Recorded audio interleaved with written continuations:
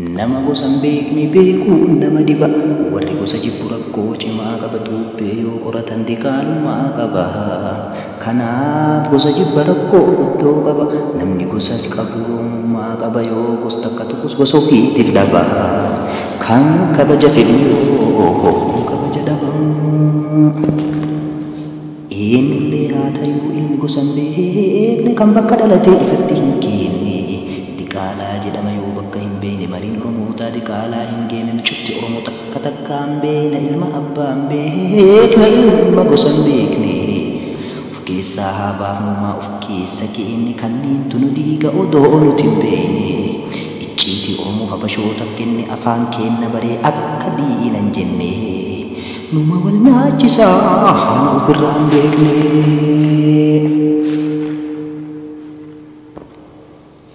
Namni gosa ofii sirriitti jaallatu hundee kooti jedhee kan ittiin dhaadatu. Namni biyya ofii onirraa jaallatu biyya abbaa kiyyaa jedhee ittiin dhaadatu. Lammii qulqulluudha diina hin baadhatu lammii ofii caalaa alagaan faarfatu du'ee bada malee gabrummaan jaallatu. Lammiin dhugaa kanaa kan abbaan dhaadatu. Wanti lammummaa keef ragaa gaarii ta'u wanti fataasisu ati lammii ta'u. Miidhaa lammii teetii garaan sin danda'u garaan kee quufullee kalammeef beelayu harki kee lammii kee dandahee si hindayu ajjeesu yaa hafuurifachiisu ta'i odoo atuu feetee garaan sin dandayu qabxii kana wanti sabboonummaa kan kee ragaa guutuu tayu afaan kee dubbachuun sabboonummaa an tayu maaliif yoo jettan afaan kee yoo bare alagaaniis maazayu warri garaan jaraa lammiitti jabaatu kan bu'aa xixiqqoof qaama ofii nyaatu warri biyyaaf sabaa garaaf gurguratu jarri waa lamarraa walaba hin taatu gantummaaf diqaalaa irraa hin fagaatu gantummaan sunillee beektuu lafaan kaatu homarraa argamte abbaa faadhas taatu lamaan keessaa tokko diinarraa hin fagaatu. Kanaaf wanti inni diinaaf dhukkubsatuuf dhiigni isaa lama dachii fuurifatuun dirqamatti taati lachuu fakkaatu. Namni haadhaaf abbaan lammii tokko taate lammii ofiin kan yoo maalillee taate amaanaa hin nyaatu yoo hangam rakkate du'ee wajjiin bada waa lammii murate of boodan deebi'u yoo du'allee taate warri kalee far'as lammii gurguratee qabsoof qabsaa'otas garatti guurate dhiiga ilmaan teennaatiin gara acha guuttate diqaalaa diinaatu nu keessa guddate lammiin lammii seehiitti of dagatee garaaf goroo ofii walii mari'ate inni duruu diina icciitii argatee qabsoo teenna fuudhee itti hin daldalate qabsoo habashootaa deeggaruuf dhaabbate. Arsoonni qorsooma jechuu hiikan isaa hundee bakka isaa akeekuu mul'isa. Gantummaa faarsuu dhugaa mirkaneessa Oromummaa hundee guddaan jajjabeessa. Oromoo qulqulluu ilmaan sikkoo mantoo ta'uu siif addeessa sanyii diqaalaattu hundee ofii dhoysa. Ilmi abbaa beekan yoo maqaa gaafattu hanga abba torbaa wajjin si tarreessa. Sodaa irraan qabu kanaaf siif addeessa warra rakkoo qabu dubbii tana deessa abbaa lamarrattuu obsi mirkaneessa dhugaa tana dhoksuuf gosa hin muudeessa. Hortee sikkoo mantoo kan adda taasisu yoo maqaa himatte achitti sin dhiisu hanga hundee tamtee gaafii si himsiisu. Ganda kam gosatam jechuudhaan sin dhiisu hanga sanyii tantee Oromootti deebisuu yaada garaa ofii tokko siif ibsu warra gaafin jaraa diqaalaa boochisu warra qorannoodhaan gantuu fincooysisu warra lafee ofii ofitti irkisu warra sanyii diinaa diinatti deebisu.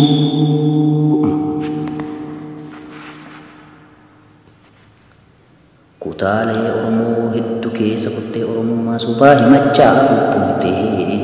lammii teenya soltee wal nyaachisaa turte afaan keenya baruun keessa tutturtee qabsaawaa fakkaattee nu sossobaa turte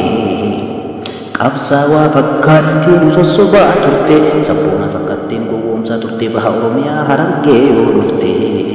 saaxila musbaatu dubbiin si beekamte ormummaan tantee qoratamuu qabde kibba oromiyaa gaafa arsii dhufte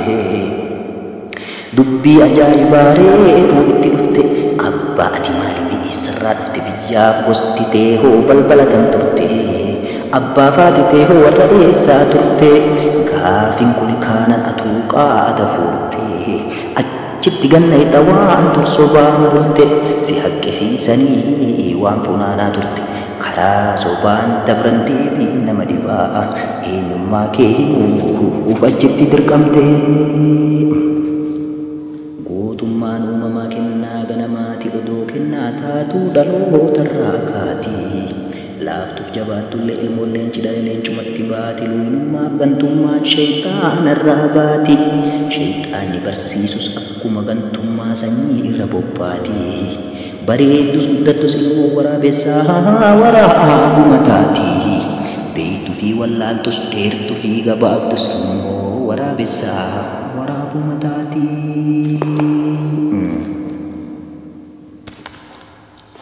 waa malee waan jenne xiinxalee gachiisee warri leenci dhugaa jeneraal waan kofii jaalama abbaa gadaa taaddasaa birruuti kaajusee wallooyyee dhalootaaf leenjisee qawwee malee lola mootummaa wayyaanee kunoo hollachiise xiyyaaraaf taankiilleen to'achuu dadhabee ilmaan boochise warri abbaan garaa akka leencoo lafaaf akka daawud ibsaa leenjii fudhachiise warri durii kaasee jittuu oromootti lola gosaa akkaan babal'ise qabsoo gandummaatiif lafuumitti bobbaase loltoonni gandummaa salamoon ugushee biiftuu gadaatii fi misraa tasfaayetis kunoo nu dubbise yoo qalbiin ilaalan garri ilmoon baatu garaffaan guddise kaayyoon leencoo lataa jaagamaa keellotiif doktora Ilee fidaa durumaa eegaleen ilmaan oromoo qoqqooduudha addaan akkan wal nyaannu ta diinaa dagannee amantii fi gandaan akkan wal nyaannu ta diinaa dagannee amantii fi gandaan abaa'oon dhaabbannaan icaatiin dhaabanii dubbii kana diddaa shira jaraa baree mormuunii eegalee jaarran abbaa gadaa icaatiin mi'eessuun Itoophiyaa tiksuu kaayyoon isii adaa jaarran sana dinnaan irra wal ijaaran amantii fi gandaan gaafasii eegalee qabsoof qabsaa'ota facaasarree addaan mooraa ijaarratan wal fooyanii gandaan kaayyoo jara kanaa yoo qalbii ilaalanii seenaa dhugaa jiru tirqiin awwaalanii ganda ofii malee oromoota biraa wallaaltuu waamanii maqaa jaraan malu namarra kaayanii ofii waan hojjetan seenaa abbaa tokko ittiin of waamanii xurii ofii qaban namatti faalanii akkasiin hangarraa qabsoo sakaalanii abbaan qubee teennaa kan seenan galmeessa qubee afaan oromoo kan bocee qopheesse sheebba giriisa balootii oduu dhageesse jarri ofiin hima dubbii fafakkeesse doktora Ilee fidaatu qubee nu qopheesse jecha utuu sobaa dhalootaaf barreesse waan hojjetin faaruuf of qopheesse saamicha seenaadhaa nurratti gaggeesse abaa'oo jalqabaa gootonni bu'uuran maqaaf alaaballee warri nuuf turuuran ilmaan baarintuuti nama lama turan haajuseen suraatiif jaarraa abbaa gadaati bu'uurtonni duraa leencoo fi ilmaan ittiin of waamuree har'aa abaa'oon utuu min qaanii qabdu baraa maaliif dhugaa tabsannaa ani gochi dharaa sila jarri dhumteef saamanii hadaraa wanti isaan uuman icaatiif mi'eessoreedhaa aba amaaraa wanti isaan uuman icaatiif mi'eessoreedhaa aba amaaraa abaa hondii godhaaf akka yaada jaraa jaarra wal barsiise abaa ofii jaraa akkana hubadhaanii saamicha jaraa ofii waan hojjetan akka dhiiraa baraa dibbee amaaraa tumu bara dhufaaf taraa ittiin of lallabdi hojii goota maraa dhaloota barsiisti karaa dabaaf shiraa lammii gargar qooduu jalattura jira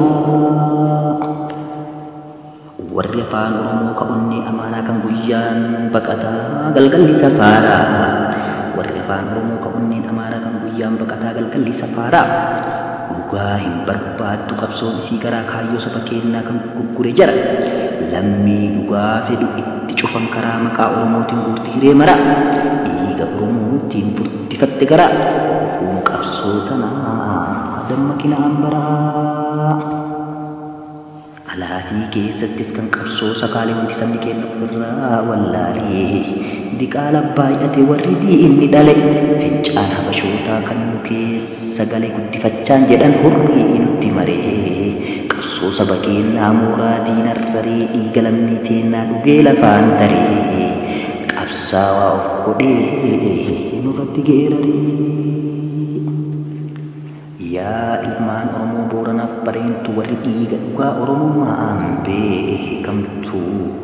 warri dhiiga dhugaa Oromoon beekamtu Oromummaan teena kan isiin eegamtuun numaaf sihi malee hin taatu reegantu yoo abbaan of gate maal haa gootu hattuun nutu walwallaalee nu facaafte galtuun nutu faffaca'ee tuffatte yartuun kan Oromoo dhiisee habashaan dhaadatu abbaa fedhestaan namni sun gamtu leencoo baatitii fi ministar leencoo lataa fakkisiif haa taatu warra odoo jiru lammummaa waakkatu warra Oromoo dhiisee habashaan dhaadatu.